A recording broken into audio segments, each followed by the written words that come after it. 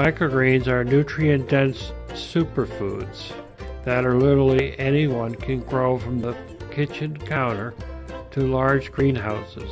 The tiny microgreens packed with nutrients that many researchers have found, like red cabbage, cilantro, radishes, peas, sunflowers, corn, can contain up to 40 times higher levels of vital nutrients than their mature counterparts. Microgreens are young seedlings of edible vegetables and herbs harvested less than 14 days after germination. The difference between a microgreen and a sprout are that microgreens are harvested or cut above the roots, where sprouts are eaten as a complete root and seed, and are generally the sprouts are eaten before the first leaves are produced, where microgreens are harvested when the first or second set of leaves emerge.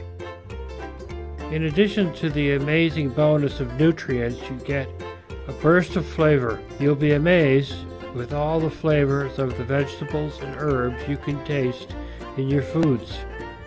You can add them to smoothies, you can add them to sandwiches, you can add them to salads, you can eat them as they are, you can add them to stir fry. Only your imagination is your limit to what you can do with microgreen.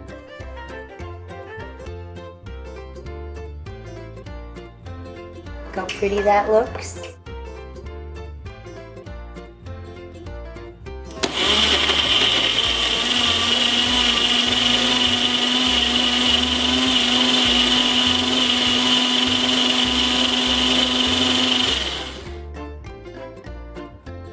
Microgreens have far less fiber compared to the mature vegetables. They blend very well in a smoothie.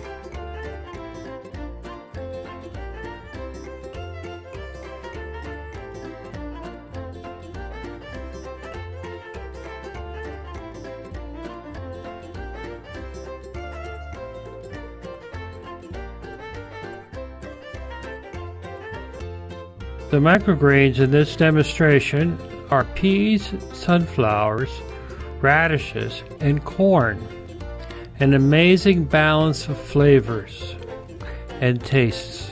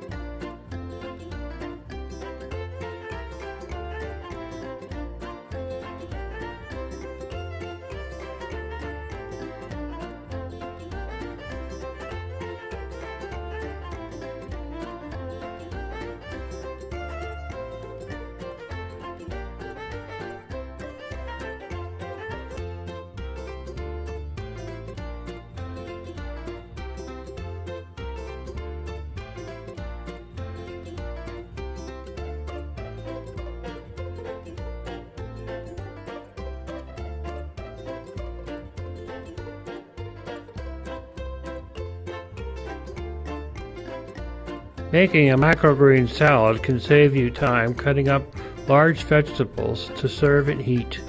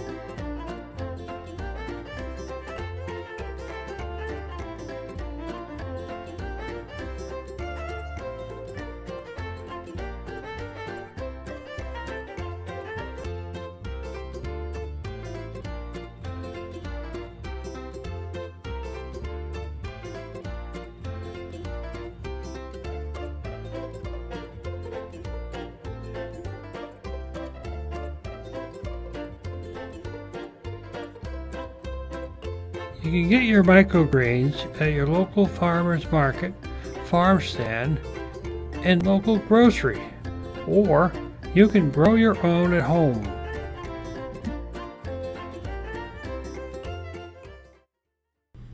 Welcome to our weeds room, where we grow weeds you can eat.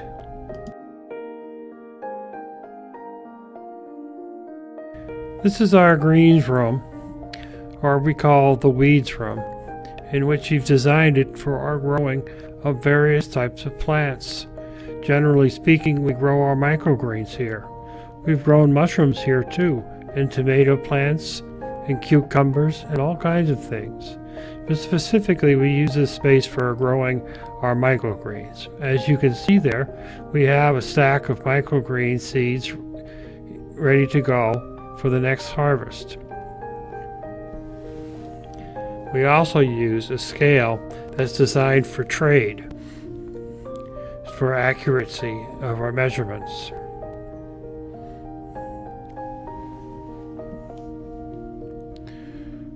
It's also good to have places to store stuff for all your other supplies in an organized fashion, such as seeds and other growing mediums, containers and such, packaging for your final product. It's always good to have storage space.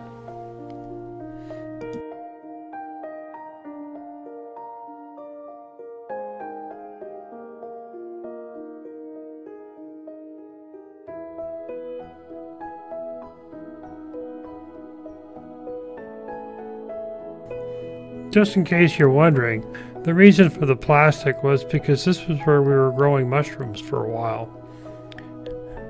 It was kind of fun. It was a kind of fun thing, but it was kind of hard to produce enough mushrooms to sell at the marketplace. Now we use it to store our coconut cure compressed medium blocks and other things. It's always good to have storage in your growing room.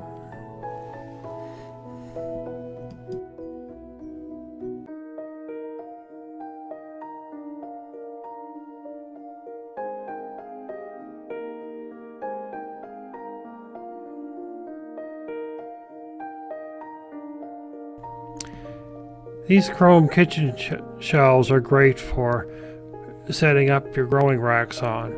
You can set them at any height, and then if you change your mind later, you can then easily move them to another position. They stay nice and clean, and these are on wheels so that you can change your positions or move them for cleaning very easily.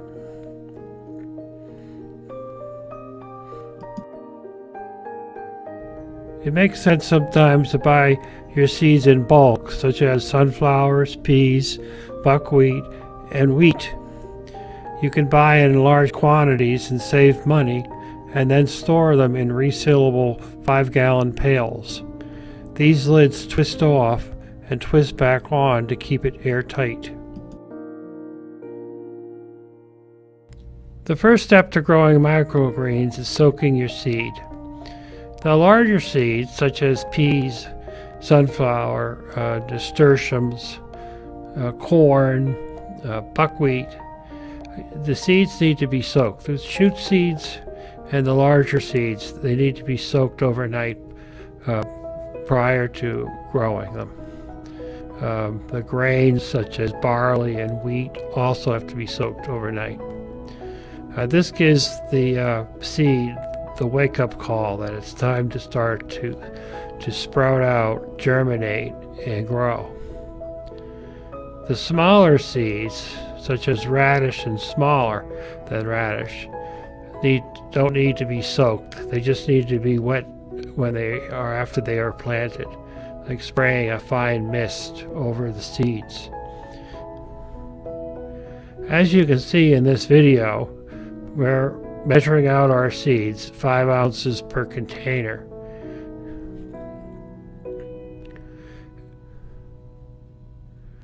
It's good to use a scale so that you know you're going to measuring out them more accurately. So if for some reason you need to increase the amount of seeds or go to less seeds, you have a good reference point to the next time around. Now when you're going to seed out onto a tray with the smaller seeds, you want to start somewhere around 0.4 ounces of seed per tray, and then either go up or go down depending on the density you wish. If you overplant your density of your seeds, it'll be too crowded for everything to grow. As you can see here, we're pouring water into the cups and give them ample amount of water, and then poke at them, make sure that they've all been covered with water.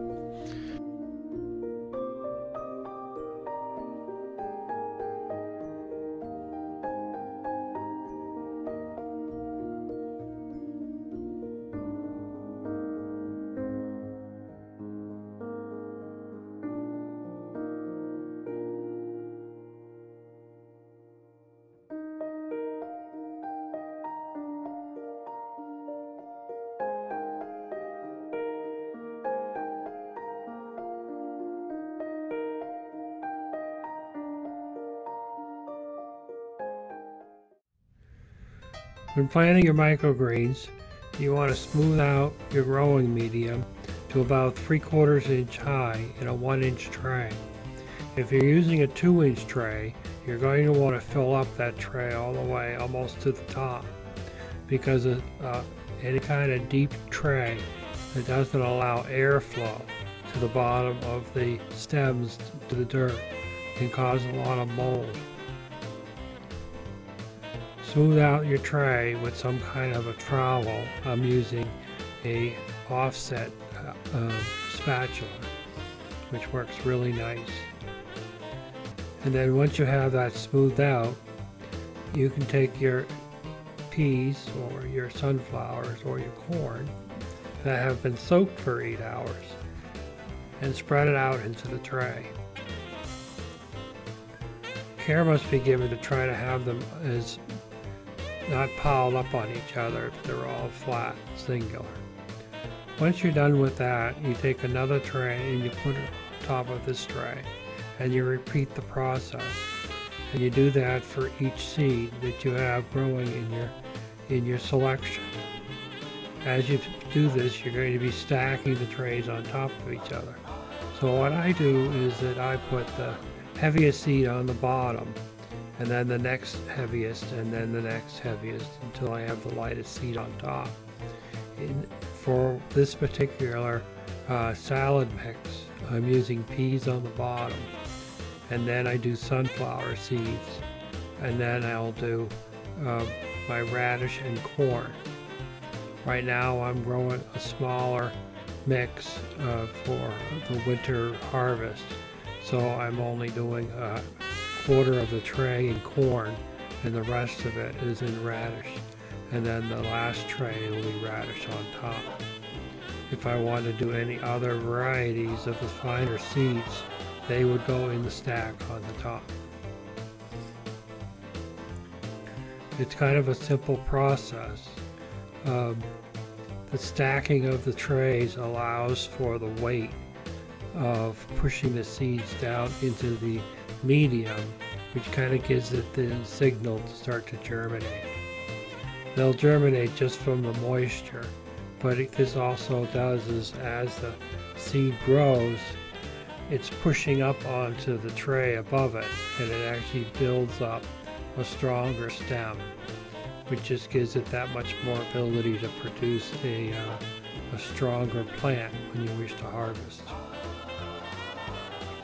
As right here, as you can see, this is a coconut cure block that I put into water, and then the water is absorbed and it expands until the point where you can break it up and use it as your soil medium.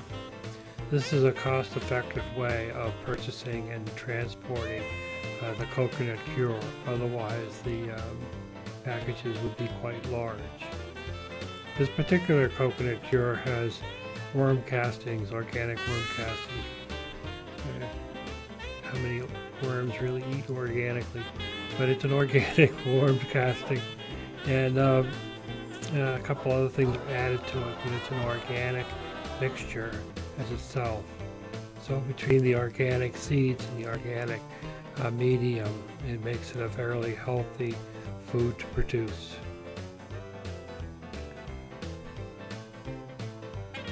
So as you can see, it's a pretty simple process. The bottom tray is the white tray, it's a solid tray, and then the black tray has holes in it, and then any excess water from the planting process will drip down into the white tray. And then later, as you're allowing them to grow, you can add water to the bottom of the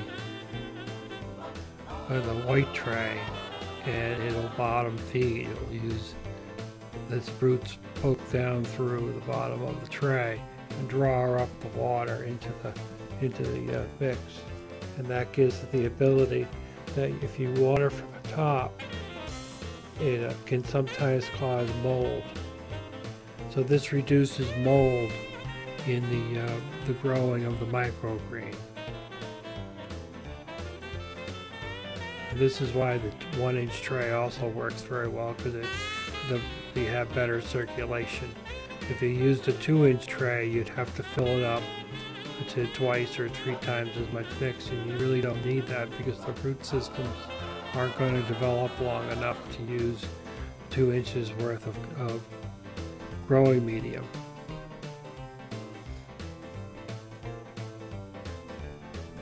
So as you can see here, it's a pretty easy process. I first started off, I was using a paint stick to smooth it out. Then I came up with an idea to use this spatula, and this would have been working wonderful. So what I do is I'll just show you in another video, but in this video, as you can see, I tried to measure out my seeds per tray, per container. So that way I'm not kind of like guessing between the different trays. The sunflowers I don't do as dense as I do the peas, because they seem to have a little more room to grow. They seem to be a lot happier.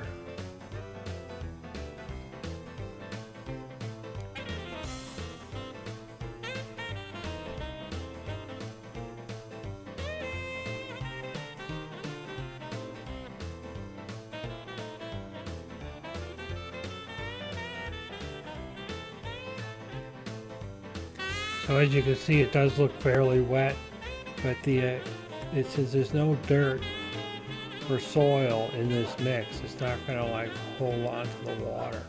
It's only going to keep the medium damp. It will actually dry out if you don't actually keep an eye on it. So you have to keep an eye on, as these grow, that you water them when they're needed. But generally speaking, when you have them in the stack, you don't water them. You don't water them until you put them out onto the racks, your shelves. So if you were only going to do a couple of trays, you'd want to do it the same way, but you'd want to put some kind of like jars full of something on top, or some weights on the trays to weight down all the seeds into the soil, and it will make a big difference. You want to keep an eye on it, because sometimes they'll push the trays up to the point where they curve, and the stack will actually fall over on you. If you have glass jars, of course, they can end up on the floor and break it.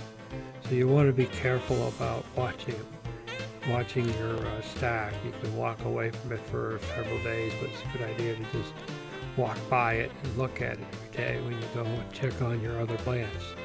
If you're growing on a regular basis, these trays are going to be on your counter, and then your other trays will be on your racks. So you're going to be walking by and looking at them anyway.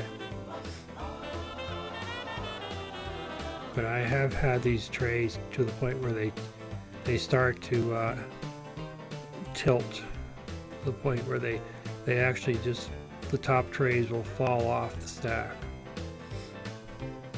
And it's not fun when you lose, 2 or 3 trays of microgreens that are supposed to be in your next harvest.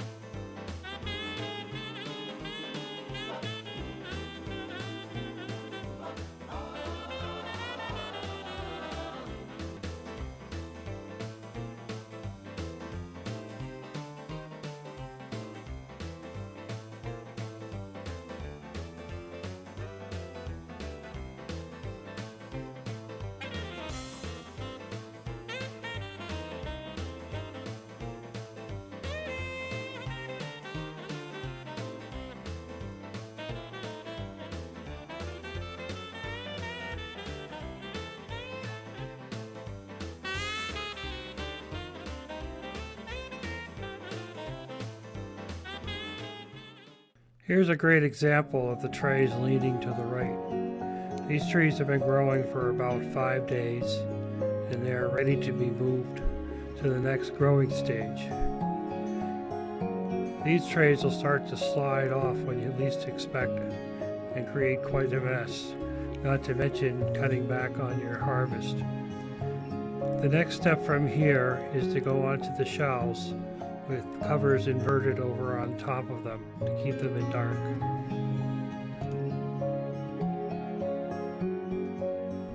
The next step to the microgreens is to take your trays that have been sitting on your stack and moving them over to your growing surface.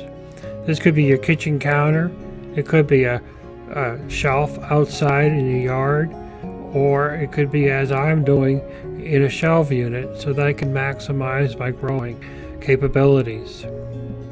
This is a 4-foot wide shelf, which gives me a place to put 4 trays wide. I have 4-foot LED shop lights, in which I converted from fluorescent to LED. It's where I can use my own bulbs, which are 5000K bulbs.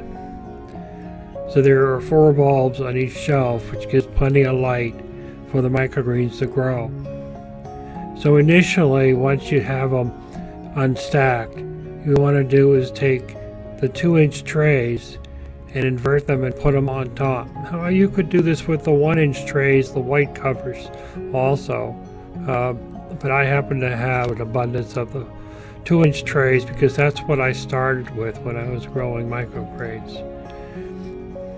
Ideally, you want them to grow about 2 inches tall for your harvest. And if you just were to put the light on them at this point, they don't tend to grow very tall. They end up being very short. So as nature is, it's going to send that shoot up tall to try to capture sunlight. And what it will do is it will push the covers up off the tray. Now you don't need to use grow lights. You can use natural light also. In my growing situation, I don't get enough sunlight in this room in order to use natural lighting. So that is why I'm using artificial lighting. As people who use greenhouses, of course, they don't need to have artificial lighting unless they happen to live somewhere where the sun doesn't shine up in the sky very often throughout the day. You can also use if you have a lot of sun in your kitchen, you could put it near a sunny window, or you can put the rack in front of the window and just use the sun that comes through the window. You're going to find that the microgreens are going to grow towards the light source. Growing them this way, for me, I found that they grow rather quickly though. So when these are being placed on the rack on Thursday when I do a harvest. I harvest from Thursday to Thursday. So they're going to go onto the rack, and then on Sunday they'll get uncovered. So they're only on there for, 5 days. So they get planted, 5 days stacked. Another 5 days they go onto the rack, and then they get covered for 5 days, and then the next 4 days is going to be under the lights. Now these lights are on a timer, and they're only on for about 12 hours a day. Bottom watering allows you to water the trays from the bottom. Fill the white tray up with a little bit of water. Not a lot of water, it's only about 1/4 of an inch. If you put too much water in, it just kind of dumps out. But this reduces the mold that you get at the bottom of the root system when you water from above. Although many do water from above, but in a greenhouse situation where you can actually allow the water to drain to the floor.